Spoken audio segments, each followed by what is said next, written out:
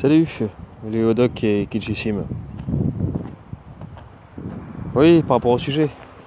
Voilà, on va parler rapidement des femmes à chiens. Alors, j'ai pas m'y éterniser, hein, effectivement, mais parce qu'on pourra approfondir pas mal. Mais donc, on va parler des femmes à chiens rapidement. Je l'avais déjà fait, remarque, hein, mais il est vrai que c'était dans des lives qui étaient un petit peu longs et que c'était pas le sujet initial. Si bien que c'est pas. Les gens, pour tomber dessus, devaient se taper un petit peu tout le live, sans le savoir à l'avance d'ailleurs, qu'ils allaient tomber dessus. Donc voilà, les femmes à chiens. Pour quelle raison faudrait-il les fuir? On va parler des femmes à chiens citadines, hein, parce qu'après il y a différents. Toi, peut très bien avoir un chien, mais dans un grand corps de ferme, et tout dépend comment elle a eu accès à son corps de ferme, quelle est sa classe sociale. Si c'est un corps de ferme, ça veut dire quoi? En région parisienne, ou est-ce que c'est dans une région où beaucoup plus préservée, un peu plus isolée, tout ça, ça sera à prendre en considération. Donc je ne vais pas aborder cet aspect-là, parce que oui, effectivement la taille du chien a son importance, mais tout dépend aussi de la taille de la propriété, proportionnellement. Parce que si vous avez un gros chien dans un tout petit appart, ça démontre une femme qui aura un petit peu moins qui aura quand même un peu moins de capacité de pouvoir faire les choses de manière rationnelle et mesurée, raisonnable, et non impulsive. Après, tout dépend. Si cette dite femme habite dans des quartiers où elle n'a pas eu le choix et où elle se sent très en danger, bon là ça peut, et qu'elle s'est fait violer ou j'en sais rien, s'est fait agresser en tout cas, là ça pourrait. Donc, mais je vais pas aborder ces aspects-là tout de suite. Et de toute façon, je vais très clairement expliquer que de toute façon, là aussi, que l'on puisse relativiser la chose, eh bien, ça sera quand même synonyme de non-possibilité de pouvoir. Je vais changer le fond. Bonjour, salut Denis et Malice et Améodix. Je vais changer le fond parce que il y a des variations de luminosité et bon bah. Pour ceux qui peuvent regarder après, c'est un truc qui casse les yeux là.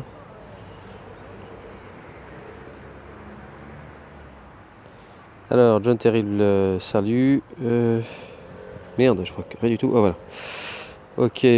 Ah oui, ça fait quand même ça. Ça, c'est un peu chiant ça. Bon, je vais mettre le doigt. Ah oui, d'accord, c'est sur le dessus. Attendez. Voilà. À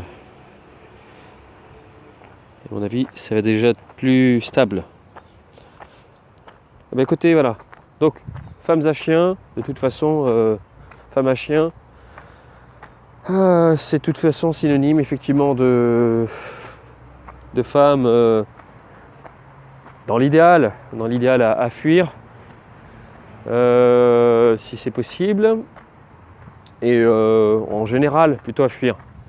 Tout simplement parce que déjà, soit elle a eu son chien, au meilleur des cas, dans le cadre, c'est le chien qu'elle a pris de quand qui était le chien de la famille, mais si elle l'a pris avec elle une fois qu'elle a atteint l'âge adulte et de l'âge de travailler et de pouvoir habiter seule, ça veut déjà dire que elle partait dans des dispositions particulières, en se projetant, en quittant ses parents, non pas pour rejoindre un homme, mais pour rejoindre sa vie d'adulte qui sera plus libre, etc., etc., etc. Donc elle s'est surexposée dans sa solitude. Voilà, d'autant plus si elle part de chez ses parents, très certainement c'est pour rejoindre une plus grande ville où il y a plus de travail, donc nécessairement c'est plus urbanisé, et c'est là qu'il y aura le plus, via les sites de rencontres, mais également au travail et dans les rues, de possibilités de pouvoir se faire trancher le cul par X hommes, sans qu'il y ait de traces derrière, en tout cas, sans qu'il le bouche à oreille ne remonte jusqu'à l'entourage, qui pourra le répéter par la suite, non pas parce que ça les gênerait, on est à l'époque de Jackie Michel, mais parce que effectivement les hommes, inconsciemment, même s'ils se disent cool, pourraient effectivement inconsciemment moins s'investir émotionnellement. Bien qu'étant gauchias, ce que vous voulez. Hein. C'est-à-dire investir la relation, mais pas nécessairement aussi longuement avec la même. Sentimentalement de la même manière. Voilà. C'est-à-dire que, aussi cool soit-il dans son approche, tout autant cool sera-t-il lorsqu'il faudra la quitter. Alors ouais, on pourra dire lui il est cool au contraire. Oui, il est cool, oui, effectivement, il n'y a pas de problème. Mais ça veut dire que tu es cool à l'idée, toi-même, femme, à l'idée qu'il puisse te quitter de manière cool. Non pas dans le sens où ça va, on le fait à la cool, mais dans le sens où si tu n'es pas tout à fait prévenu, ou si tu te fais un petit peu ENCULER, eh bien ça ne te posera pas de problème. Mais dans ce cas-là, à toi de déterminer et d'assumer quels sont tes réels objectifs dans la vie. Et non pas parler de cool ou pas cool. Il faut juste parler de ces objectifs, c'est tout. Quand tu te fixes des objectifs pour ton travail, pour que tu puisses bien te sécuriser socialement, bizarrement là, tu es opérationnel. Bizarrement, tu n'apprends pas les choses, tu ne les prends pas à la cool. Parce que tu estimes que ça ira à l'encontre de tes objectifs. Tu es à la cool dans la mesure où, du moins, tes objectifs sont atteints. Voilà. Et après, tu essaies de faire en sorte que les moyens d'y reparvenir se fassent le plus cool possible, d'économiser tes énergies. Mais certainement pas d'entraver l'objectif, certainement pas de le voir être mis en échec. Donc là, c'est pareil pour le couple comme pour tout, hein, si tu veux. Tu fais les choses à la cool dès lors que tu peux te permettre de le faire. Et si toutefois, ça te permet d'autant plus, pour commencer de parvenir à ce que tu veux mieux sur le long terme afin de t'économiser et de pouvoir avoir une certaine endurance, ou alors de pouvoir juste pour le plaisir, pour la qualité de ton existence, de ton bien-être et au moins avoir à forcer sur une durée plus longue.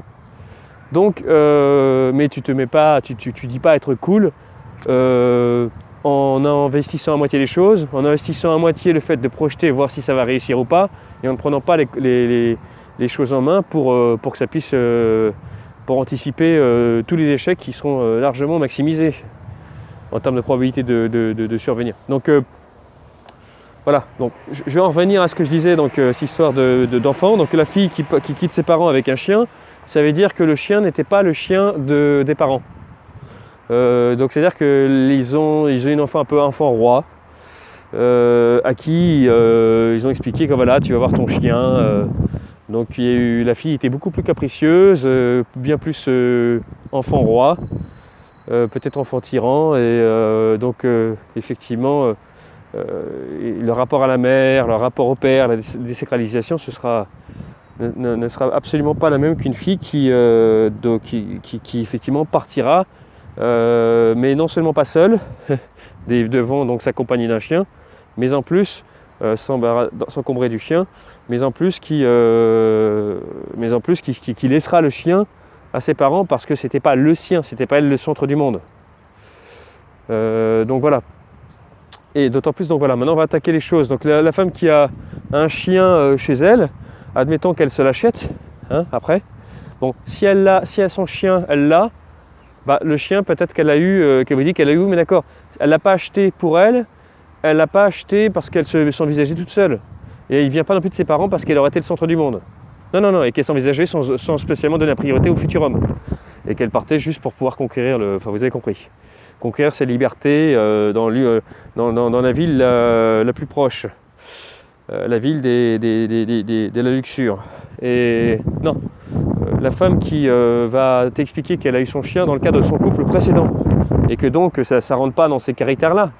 Puisque elle a en fin de compte juste gardé le chien parce qu'elle n'allait pas le foutre à la rue. Alors il s'avère que c'est elle qui l'a gardé, c'est pas l'homme. Ah merde alors.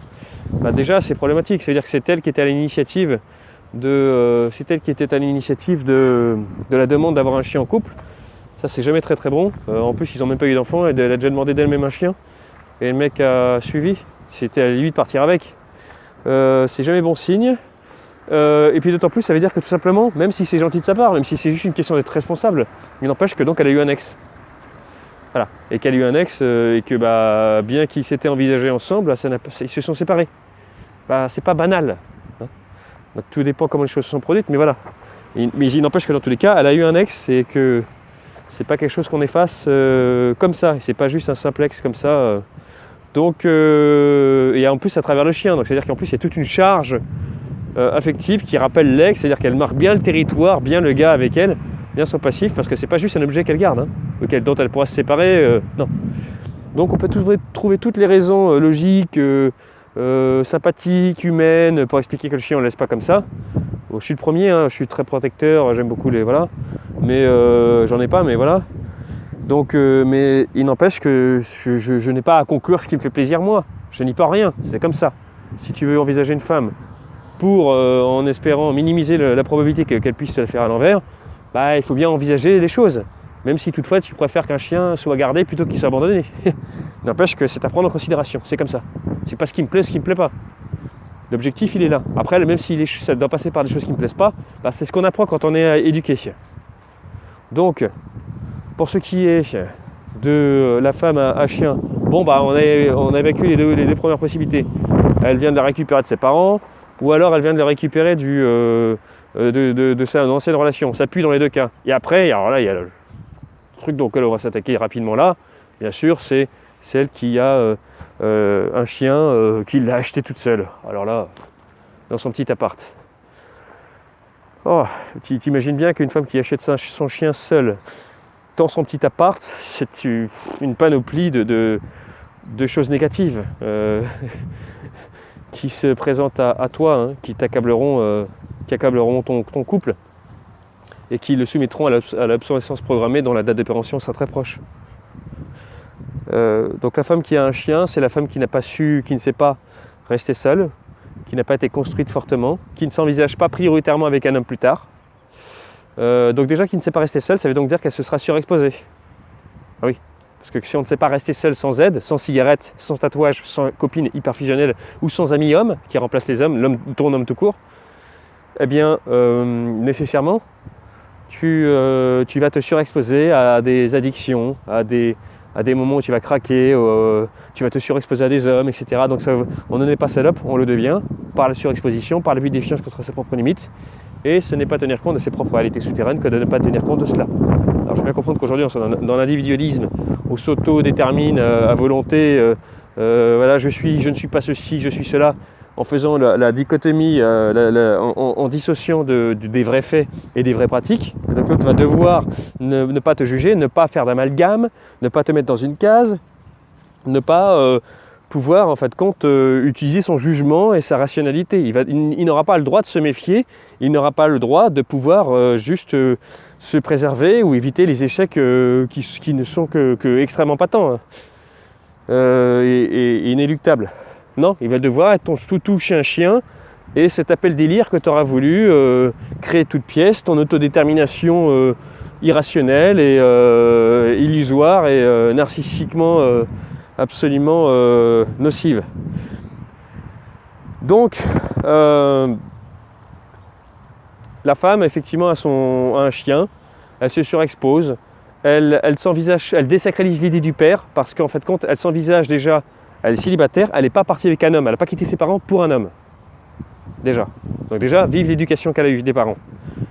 Deuxièmement, quand elle se retrouve toute seule chez elle, elle ne peut pas rester seule, elle s'envisage même avec un chien qu'elle achète, sachant très bien que ça va limiter ses capacités en termes de mobilité, sachant qu'il y a déjà le travail qui entrave, déjà le travail, et en plus un chien, n'en parlons même pas, ça va la limiter en termes de liberté pour pouvoir se proposer à des hommes. Elle ne monte pas un terrain vierge, si je puis dire. Donc elle se surexpose, c'est clairement une preuve de surexposition, d'une incapacité en termes de structuration liée à son éducation psychique et qui lui aura permis de pouvoir envisager le monde bien que l'envisageant seul, pour des raisons ou autres, peut-être que ses parents n'auraient pas pu la garder ou j'en sais rien, ou que ses études ont fait qu'elle doit, bon, très bien, mais bon, n'empêche que les choses, il y a des conséquences. Mais alors qu'elle s'achète un chien après, vous pouvez être certain qu'elle en a connu, elle a un amour passif sexuel chargé. Après maintenant, il se peut qu'elle ait plutôt un chat, hein, c'est un peu différent. Le chat à la limite, c'est comment dire, c'est encore autre chose. On pourrait dire que le chat, j'y ai pas pensé avant de le dire là, hein. Le chat, on pourrait dire, je pense au moment où j'en parle, on pourrait dire que le chat est moins omniprésent, qui nécessite moins, qui prend moins de place, qui peut s'emmener un peu plus partout, donc elle est moins salope. Sauf que pas nécessairement réellement en fait, hein.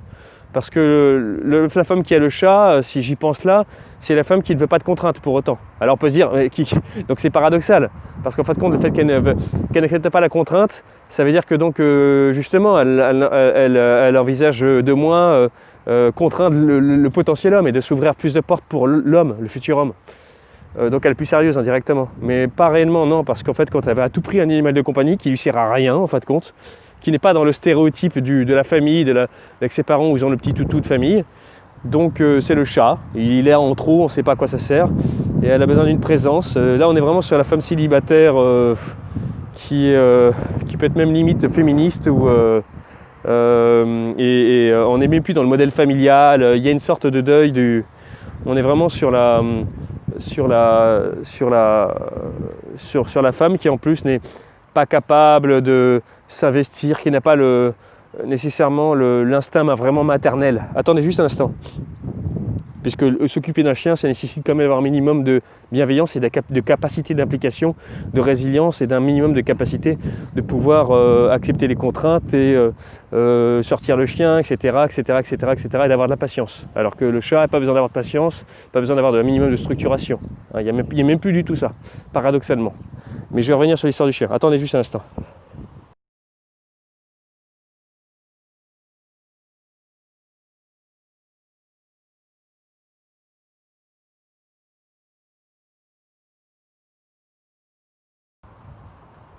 Bonjour Bambi le Dain Alpha, bonjour Victor Delacroix. Je pense avoir dit bonjour à toutes les personnes. Homme du Maghreb également. Oui, absolument. Alors, je vais vous lire. Alors, combo, tatouage, plus cigarette, plus chien, égale Epic Win. Absolument. Plus boîte de nuit, plus tout ce que tu veux. D'ailleurs, la femme. Enfin, je ferai une vidéo, là, peut-être dans la journée ou demain, sur les femmes à boîte de nuit. Je rajouterai un petit truc qui devrait peut-être vous étonner, mais à mon avis, j'ai peut-être déjà dit. Mais bon, c'est pas quelque chose qu'on a l'habitude d'entendre, quoi.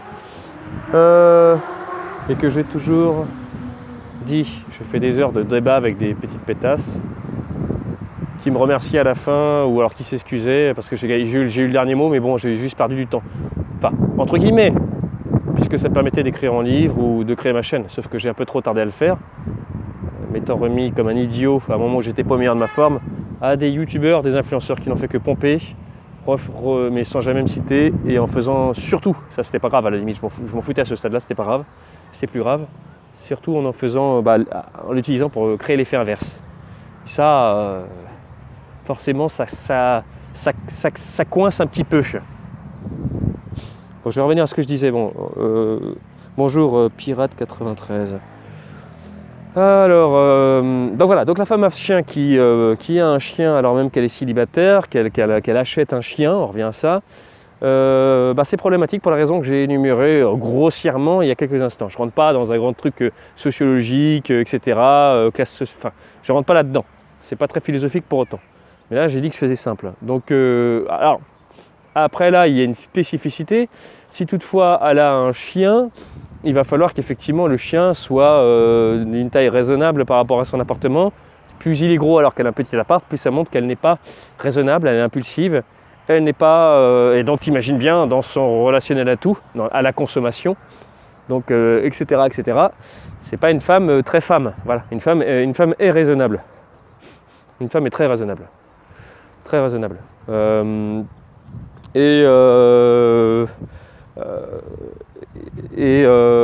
Donc voilà, hormis si dans ce quartier elle a des gros énormes soucis, qu'elle est obligée d'avoir un chien assez gros pour pouvoir se défendre et qu'elle s'enferme chez elle à double tour et parce qu'elle est dans une ville, je sais pas, elle se retrouve dans une ville où pour son travail là elle est un peu bloquée, mais sans nécessairement investir son chien pour quoi que ce soit d'autre que en fait compte la volonté d'être protégée. Parce qu'elle est seule et que les hommes dans ces quartiers, c'est pas trop son délire, hein, en fait, c'est pas trop des hommes à qui elle a envie de tendre son cul.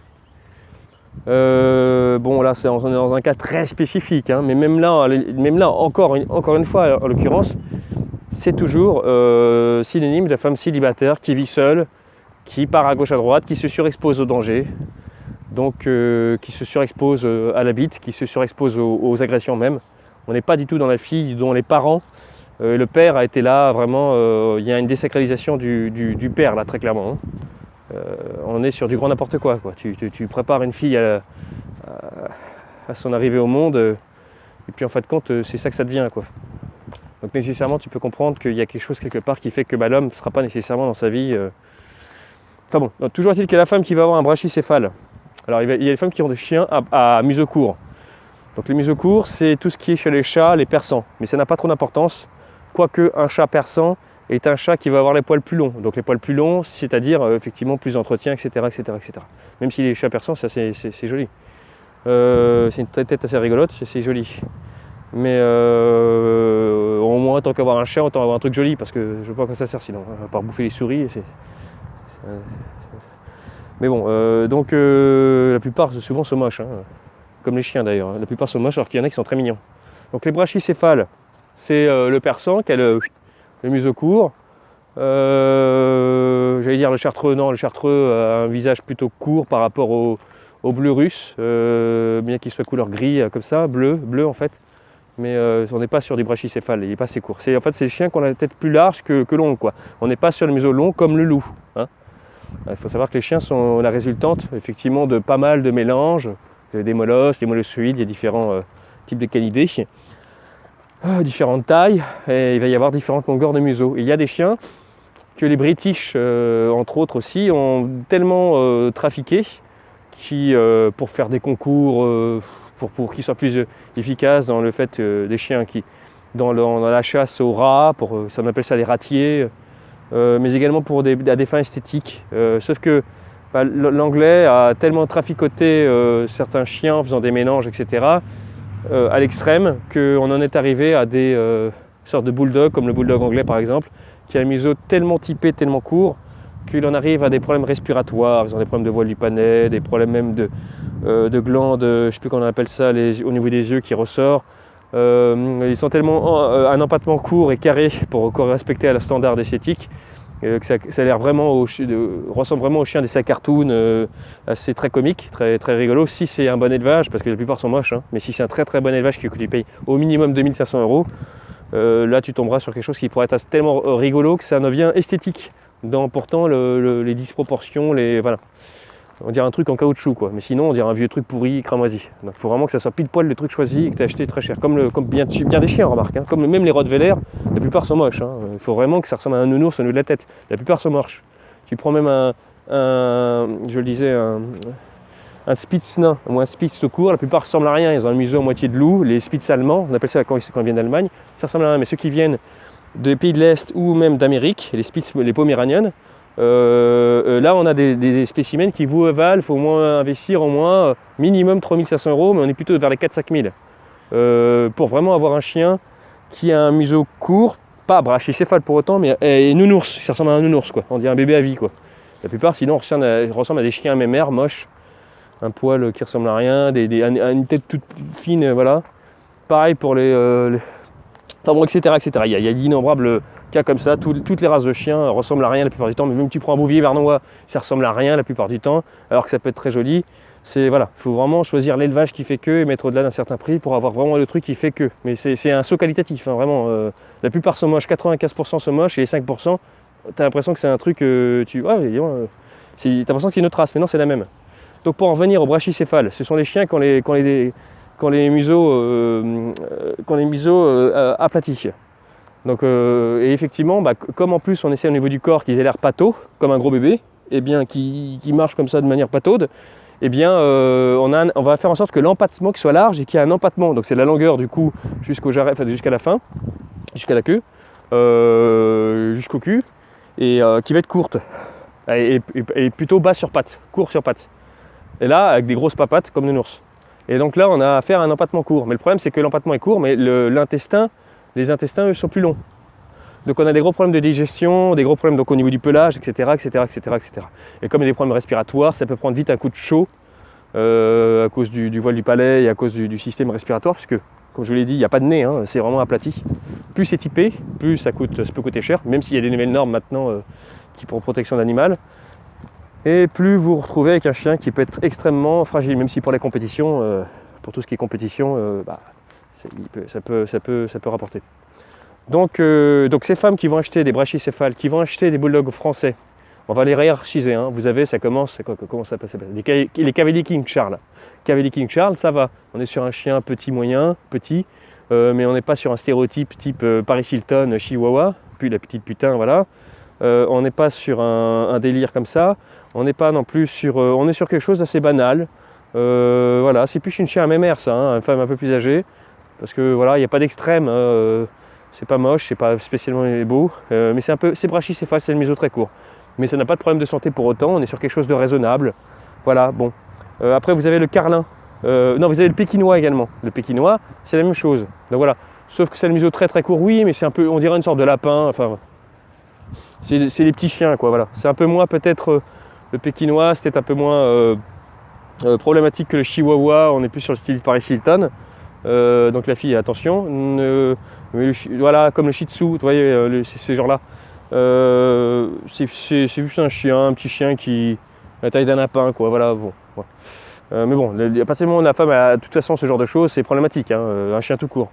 Donc, mais à partir du moment où ça devient un truc plus molossoïde, en brachycéphale, mise au court, du type, comment ça s'appelle, les carlins, hein, les carlins, bah là, ça devient plus problématique. D'ailleurs, ils ont des problèmes de peau, ils ont des problèmes de respiration, ça prend très très facilement du poids, ce truc-là. Et lorsque ça s'est popularisé, c'est lorsque c'est apparu dans le film Men in Black, le premier. Il y avait à un moment donné quelqu'un qui porte un carlin avec une tête complètement... Et là, on commence, si vous voulez, au-delà de l'aspect santé, à tomber sur des chiens qui commencent à avoir des petits problèmes de santé et à être handicapés, mais par contre très rigolo à regarder. Si c'est un bon élevage, c'est peut-être en plus très mignon.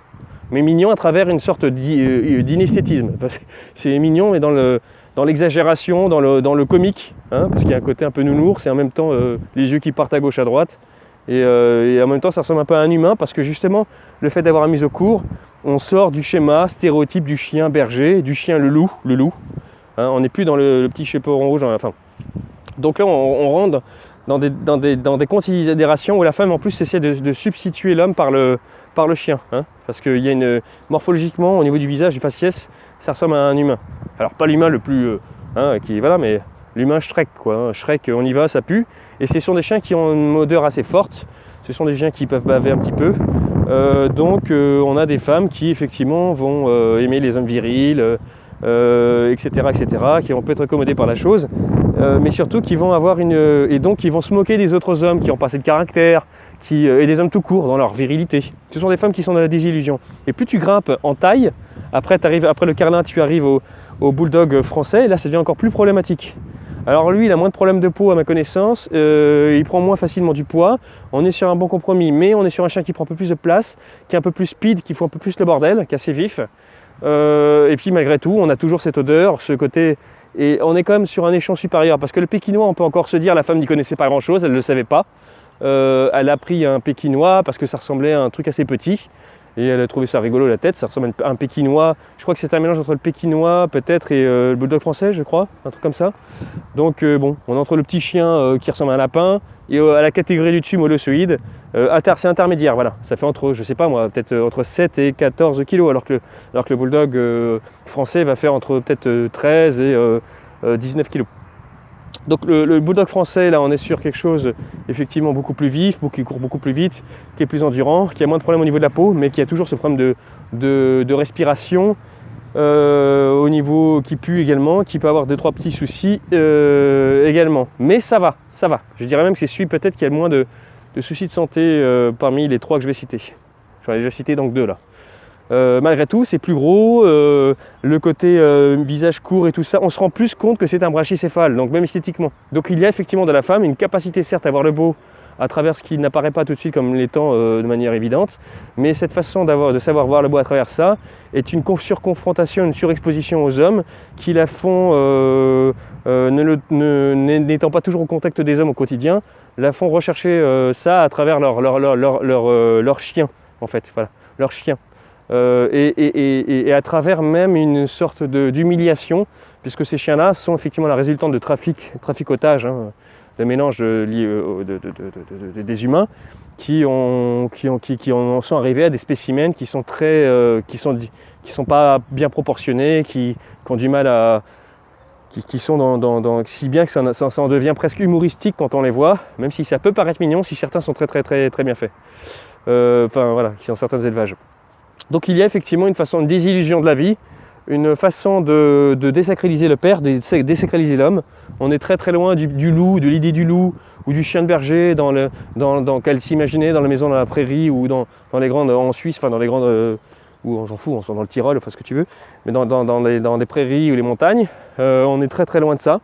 On a affaire à la femme qui effectivement a été au contact de certaines réalités concernant l'homme et les relations hommes-femmes qui la font, voilà, non seulement avoir besoin d'un chien toute seule pour pouvoir combler ses vides dans sa maison parce qu'elle se projette en tant que célibataire, mais en plus dans une sorte de dérision, en tournant la chose à la dérision.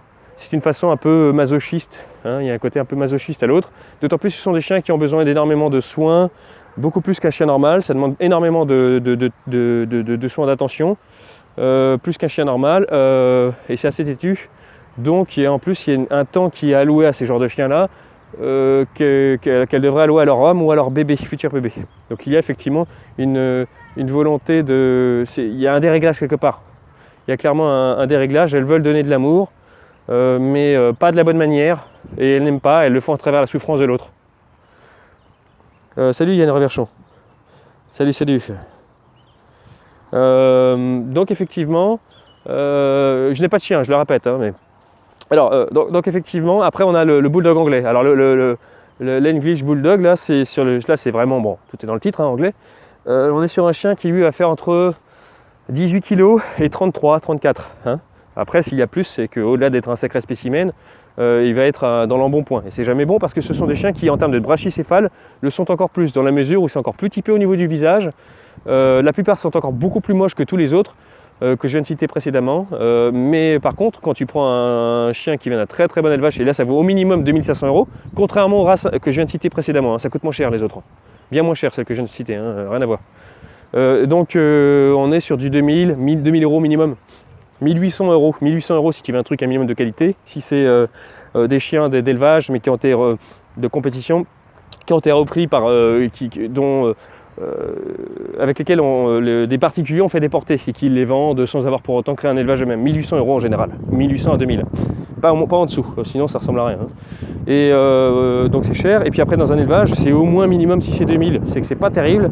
En général, c'est au minimum 2500. Voilà, au minimum 2500. Ça peut être 2000 si le chien est type hongrois. Parce qu'il coûte moins cher quand ils les font apporter de là-bas, etc. Alors que pourtant la lignée est aussi belle que les hobos. Je sais pas comment on appelle ça. Il y a une lignée qui est effectivement qui est anglaise, qui est extrêmement réputée. Les deux lignées très stylées, c'est les Anglais, très typés au niveau du visage, on dirait presque des singes. Et en même temps, on dirait que c'est modelé. Alors on est effectivement dans la disproportion, dans la disharmonie, mais c'est tellement pile poil conçu qu'on se croirait dans un dessin animé. C'est assez rigolo, c'est mignon, ça fait nounours. Alors que pourtant, voilà, hein, le visage, on n'est plus du tout sur du chien, on est sur un truc complètement trafiqué. C'est hallucinant quoi. Donc, ou alors tu as les versions hongroises où là on est un peu plus sur le côté un peu plus costaud encore, avec une ossature plus lourde, un peu plus lourde, mais tout en respectant tout en reprenant les caractéristiques des canobos, je sais plus comment on appelle ça. Ouais.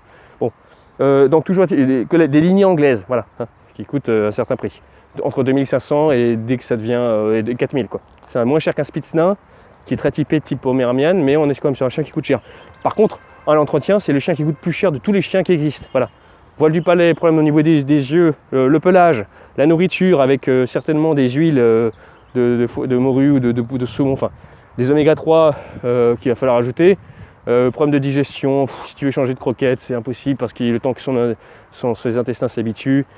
Très important au niveau de... Ils ont tous une dysplasie. Les chiens, en général, quand vous prenez un chien qui est lof ou qu'on prenne un chien dans un élevage, il y a des problèmes de dysplasie, voyez-vous. C'est parce que tout chien qui est une race, en fin de compte, après, plus il y a de demandes, plus il va y avoir ce type de dégénérescence. La dysplasie, c'est au niveau des articulations, hein. C'est-à-dire qu'il n'y a plus une congruence exacte, il n'y a plus dans la trochlée, il n'y a plus de coulissement parfait. Voilà, ça s'accroche et donc ça attaque le cartilage et après ça se transforme en arthrose, en osteo. Voilà. Et donc effectivement, le chien va avoir des dysplasies au niveau des hanches et de l'avant, également au niveau des coudes. Et voilà, ça finit très vite mal. Hein. Vaut mieux l'opérer avancer 1 an. Hein. C'est avancer 1 an. Tant que l'ossature est encore en croissance, avancer 1 an, ça peut encore se rattraper en enlevant les débris qui se sont faufilés et voilà. Et après, c'est plus problématique hein, si tu le fais après. Donc le problème, c'est que dès que normalement, quand tu as ça, c'est « Ah putain, je me suis fait arnaquer, faut essayer de te faire rembourser. » quoi, hein. Là, le problème, c'est que quand les gens achètent des chiens, ils ont acheté comme il y a un brevet qui atteste qu'ils sont exempts des dysplasies, et là, tu te le tapes dans la gueule. Donc le chien va s'essouffler plus rapidement, il ne pourra jamais te suivre si tu mets une marche en forêt ou n'importe où. Donc si c'est un bouvier bernois ou les bergers allemands ont été beaucoup soumis à ça, vous voyez, avec l'arrière, vous voyez, l'arrière qui est beaucoup plus bas que l'avant, comme les Doberman, si je réfléchis bien, oui. Donc, et ces chiens-là sont souvent soumis à ces problèmes-là. Mais quand vous prenez un chien plus lourd, avec une ossature plus lourde, avec plus qui en plus qui sont faits pour vivre en montagne, hein, comme les bouviers bernois, Berne, c'est la Suisse, eh bien, des chiens de montagne, bah là vous vous trouvez sur des chiens qui se traînent et qui passent leur vie à souffrir et à tirer la langue. Parce que bah, nécessairement, hein, ça nécessite plus d'oxygénation, mais ces chiens-là n'étant pas faits pour la chaleur, voilà, dès qu'il y a un petit souci dans ce genre-là. En plus, dès lors que vous avez un problème d'ossature, bah, nécessairement ça va se reporter sur les ligaments, et les ligaments, donc inflammation, donc musculature, donc plus besoin d'oxygénation, donc plus, et comme le chien a plus de poils, bah, nécessairement c'est plus problématique. Donc attention à ça effectivement. Alors que vous avez mis 1500 €, parce que ça coûte moins cher ces chiens, 1500 € dans un plus gros chien, mais certes 1500 € avec l'off, le chien exemple de dysplasie, etc., avec le père était champion de France ou je ne sais quoi. Donc là en fin de compte vous vous retrouvez, on en revient au brachycéphale là. Donc brachycéphale, le bulldog, on était au bulldog anglais, voilà. Alors là on est sur un chien, c'est le bulldog français mais en plus gros, ça va jusqu'à 30 kg et quelques, alors que pourtant c'est extrêmement court quand même, à peine plus lourd que le bulldog français, en même temps avec une largeur énorme, mais très très bas. Donc on dirait une sorte de petit carré, de cube, et c'est assez rigolo. Si c'est un très très bon élevage, c'est très mignon. Mais par contre ça pue, un énorme problème du voile du palais, au niveau des yeux également, des glandes, au niveau de la peau, très attention, hein, également ça peut être problématique. Au niveau des paupières, il y a un écoulement effectivement au niveau de... ce qui fait qu'au niveau du pelage, et après il y a des traces marron qui encerclent le museau qui est aplati, et c'est au niveau des glandes lacrymales, et ça coule souvent, hein, c'est normal. Et donc ça fait des traces marron dégueulasses. Alors, il y en a qui mettent de la poudre blanche, etc. Où il faut souvent nettoyer, mais pas trop non plus, sinon ça arrache le poil. Enfin bon, tout un bordel pas possible. C'est un chien qui demande plus d'efforts et plus d'attention qu'un bébé humain, pour vous dire. Autant en tout cas.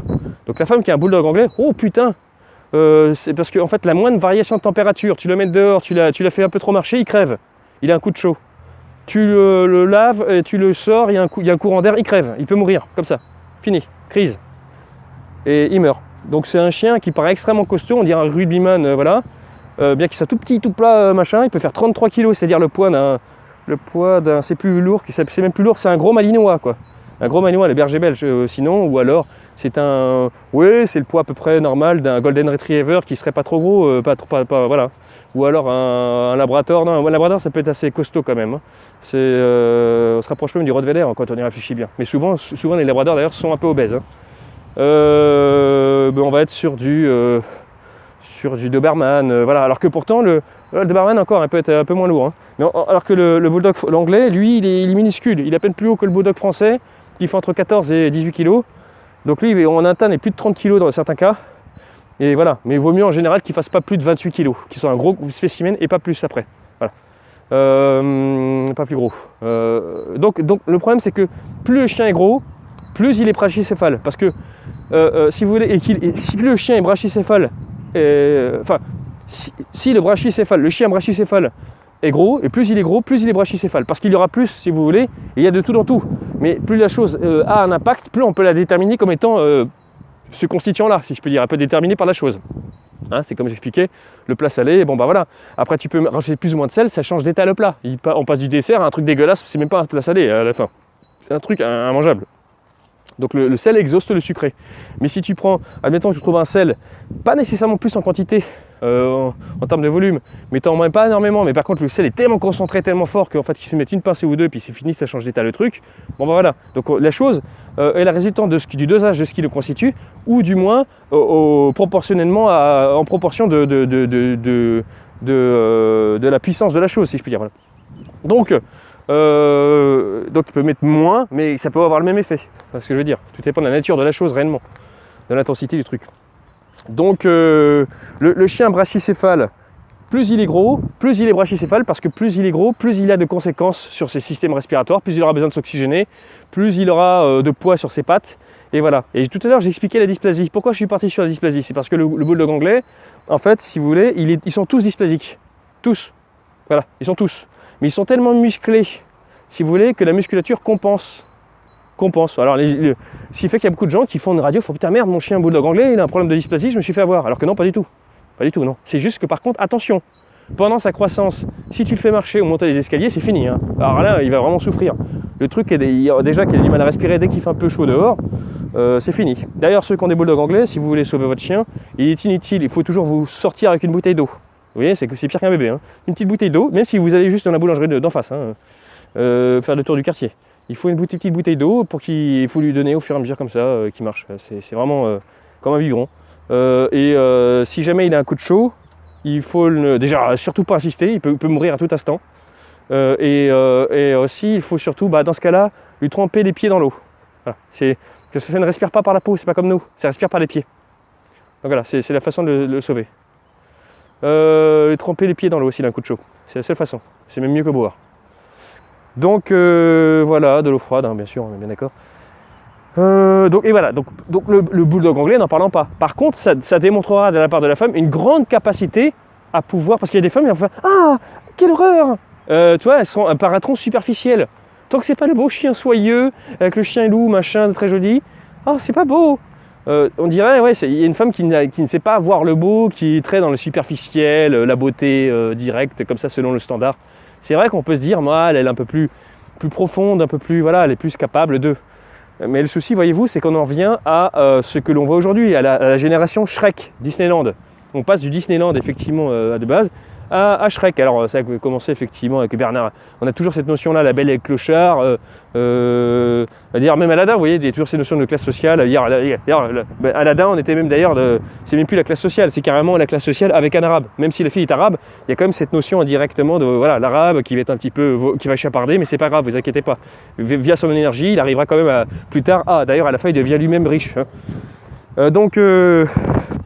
C'était aussi pour préparer à l'immigration, ça. Mais bon, toujours est-il que donc la belle et le clochard, la belle et la bête, c'est toujours cette notion, le crapaud, voilà. Enfin, à partir du moment où il y a eu Shrek, il y a eu une autre notion en fait. C'est le Shrek qui reste tout le temps moche. C'est-à-dire qu'elle aussi, après, si on va faire une famille, mais lui il pète, il pue, machin, il n'est pas bien éduqué, et moi-même je vais devenir comme lui. Il va me rejoindre dans mon ascension sociale. Je lui fais confiance au premier abord et après ça se termine bien. Non, après ça se termine tel que c'était.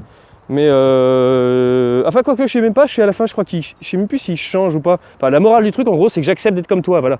Et donc on est vachement dans ce rapport-là, dans les bulldogs français, les bulldogs anglais. Il y a eu effectivement un emballement pour ce chien-là à partir du moment où il y a eu Shrek, voilà. On est sur et à partir de là, vous avez commencé à voir sur Facebook et tout ça, sur les réseaux sociaux, le prince charmant, le prince n'existe pas. Mais et après, 2-3 ans plus tard, il y a eu. Mais de toute façon, je le recherche pas. Je n'y crois plus, mais de toute façon, je le recherche pas. Voilà. Et même sur les sites de rencontres, vous voyez, tous les trucs habituels, quoi. Rencontre sans prise de tête, je cherche un homme où je me prends pas la tête, je cherche pas le prince charmant, mais mais dans le même temps, il n'existe pas, mais en même temps, je le recherche pas. Ça s'est commencé comme ça. Et après, ça finit par. Mais de toute façon, je ne suis pas une princesse. Et après, ça finit par quoi? Je suis une connasse, le film, etc. Vous voyez? Donc, et après pareil, je peux refaire pareil avec 50 nuances degrés, Pretty Woman, 50 nuances degrés, tous les trucs comme ça, et puis Game of Thrones, hein, on peut y aller comme ça. Et puis après tout ça, il y a eu quoi? Eh ben les récits érotiques sur Adopte un mec, où ce sont des gamines, ou des récits érotiques sur le site, où ce sont des dinosaures qui violent des femmes. Oui, parce qu'après, bon, les sextoys, les machins, se faire défoncer par le riche qui n'a pas la bite pour pouvoir la faire gueuler, alors il compense avec les godes, et elle accepte parce qu'il a le fric pour la garder, sinon elle ira voir directement les autres. Et bien, il s'avère que après ça, qu'est-ce qu'on fait? On en arrive aux dinosaures, ça c'est plus assez animal, il faut un animal, mais même un animal qui n'existe plus d'ailleurs, un dinosaure, parce que c'est ce qu'il y a de plus puissant sur Terre, voilà. Donc voilà, des trucs zoophiles sur Adopte un mec. Donc pour faire mouiller le fils, c'est des récits comme ça, il a cliqué dessus, puis il a le fichier, puis il ouvrait le truc, puis enfin bon voilà. Ouais, voilà où ça mène. Donc le chien carlin, si tu veux, le chien brachycéphale, donc on a ces shih tzus, les pékinois, après plus au-dessus on a les... non, le moins problématique c'est le persan, même si c'est un chat, et je vous ai dit ce que j'en pensais. Après on a le shih tzu pékinois, après on a le le Cavalier Kingshire, je dirais, qui pose moins problème. Après, on a le Pékinois machin, qui pose un peu plus problème. Après, on a le Carlin, ça pose plus problème, oui. Et après, on a le Bulldog français, ça pose beaucoup plus problème. Et après, alors là, c'est le Bulldog anglais. Voilà. Mais la femme qui a un Bulldog anglais, de toute manière, elle a un certain statut social. Hein, parce que la fille qui travaille en tant que caissière, t'inquiète pas qu'elle ne s'achètera pas un Bulldog anglais. Il faut vraiment qu'elle ait un certain niveau. Ça coûte une fortune. Ça peut te coûter très cher. Il vaut mieux que tu aies une très bonne mutuelle, hein, très clairement. Et en plus, la plupart des choses pour lesquelles tu devras le faire opérer ou que tu devras l'entretenir, et ça ne sera même pas remboursé par les mutuelles. Donc voilà. Et surtout, c'est des chiens, ils savent déjà à l'avance que c'est des trucs à emmerde. Donc la femme qui a des brachycéphales, c'est la femme qui, comme dans Shrek, pense que le prince charmant n'existe pas. Et si elle pense qu'il n'existe pas, c'est parce qu'elle a cumulé les hommes. Voilà. Et que pour qu'elle ait cumulé les hommes, il faut que déjà que son père ait été désacralisé. Et c'est comme ça qu'on en arrive à adopter un mec. Voilà. Le chien brachycéphale, c'est le chien adopte un mec, c'est le chien Shrek. Et donc on en arrive à Sex and the City, tout ce bordel-là, etc. etc. C'est la femme qui a cumulé les partenaires. C'est la femme qui a un lourd passif sexuel chargé. Et c'est la femme qui ne respectera pas son homme réellement, ou alors si elle le respecte, c'est uniquement pour arriver à ses fins au début, comme toute femme, mais dès lors qu'il y aura la désillusion des premiers instants, leur a fait semblant de s'aveugler, ou peut-être sincère, des premiers jours, eh ben, vous cocufiera avec un autre, ou elle paniquera, ou ceci, cela. Mais de toute façon, dès lors qu'une femme a un chien, c'est qu'elle se projette seule. Et comme je vous le disais, une femme doit avoir ni ami-homme, en tout cas pas de surinvestissement et pas d'ami-homme trop proche. Pas d'ami-homme en plus qu'elle imposera, alors là c'est la désacralisation de l'homme, c'est-à-dire qu'elle n'a pas du tout la priorité pour séduire son homme, pour le mettre en confiance, etc. C'est-à-dire qu'en plus il y aura un bras de fer, donc elle sait très bien que ça va se terminer, elle va se retrouver toute seule, après c'est de fait baiser, elle va se taper d'autres mecs. Donc c'est une pute, si elle s'est fait avec lui, ça se fait avec d'autres, pour d'autres raisons. Donc voilà, c'est lourd passif sexuel chargé. Une femme doit être accueillie chez ses parents, vraiment. Donc directement chez ses parents, et c'est comme ça. Et tant mieux si elle a pu faire des études, plus ou moins à un minimum pour pouvoir s'accomplir, etc. elle-même. Parce que peut-être que tu n'es pas condamné à vivre, hein. Il se peut que tu meurs, soit en te faisant écraser ou n'importe quoi. Et si jamais c'était le cas, au moins elle aurait de quoi un minimum, si tu n'as pas encore eu le temps de constituer un capital plus tard, de pouvoir quand même pas avoir à se faire péter le cul par le premier venu pour pouvoir à peu près survivre. Hein. Donc se précipiter sur un homme, voilà. Le premier cotard. Donc bon, une fois que tu as été mis dedans, tu essaies la limite d'imiter la casse. C'est bien sûr qu'elle se fera reprendre, mais peut-être que voilà. Je connais des femmes qui, après avoir vécu, ont connu qu'un seul deuxième homme. Hein, ça, c'est un fait. Elles ont connu une relation de plusieurs années, et après, déjà plusieurs années avec un autre. Là, déjà, elles en sont plusieurs années avec le deuxième. Et voilà. Et elles ont réussi à le retenir. Alors que le mec, certainement, d'autres filles, elles n'ont pas. Voilà, parce qu'elle sait se comporter de la bonne manière, elle a été tenace, et elle a un objectif, elle sait comment là, et elle sait comment se comporter, pile poil, machin, etc. Et elle a su aussi, pas que ça, elle a su aussi, elle n'a pas changé l'homme qui était à changer, elle a quand même su voir le potentiel certainement au fond de l'homme qu'elle a choisi, le second, qui fait que, voilà. Donc l'éducation et ainsi que la première relation que tu auras eue feront que tu t'auras. L'éducation va faire que tu vas éviter de te faire avoir par des hommes, et puis le deuxième est te surexposer, et puis après le premier homme, si jamais il y a quoi que ce soit qui fait que ça quoi qui meurt, ou il y a quelque chose qui interrompt le couple, eh bien, en fonction de sur qui elle sera tombée, elle se fera plus ou moins défoncer par des hommes en se trompant, en se faisant avoir, etc. Ou du moins, si elle se trompait, ça sera une durée, ça durera plus ou moins longtemps. Voilà. C'est-à-dire, au bout de 3 ans, je me suis encore fait avoir 5 ans, 10 ans. Alors que si elle s'est fait avoir, si jamais, ce serait un énorme gâchis, hein, mais elle se faisait avoir par un homme, bon peut-être que ça se passerait les 2-3 premiers mois et après, tac. Elle le dirait certainement même pas d'ailleurs, elle en aurait trop honte. Mais et voilà, le mieux c'est quand même de ne pas s'être fait avoir. Bon, on a parlé des chiens, je pense. Je vais vous lire ce que vous avez écrit.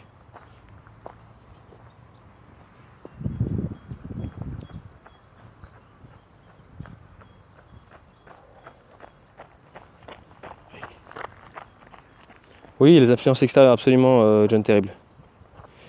Bambi le daim, enfin, influence extérieure, mais en même temps, quand tu as quelqu'un. Enfin, sauf que, voilà. Après, ça dépend qui, mais. Enfin, tu vois à peu près comment je suis. D'où l'importance que. Moi, je suis l'extérieur. Je suis l'extérieur. Donc, quand tu fais écouter des gens comme moi, et puis après, maintenant, la ligne que j'ai redressée, mais qui est en train d'être reprise maintenant par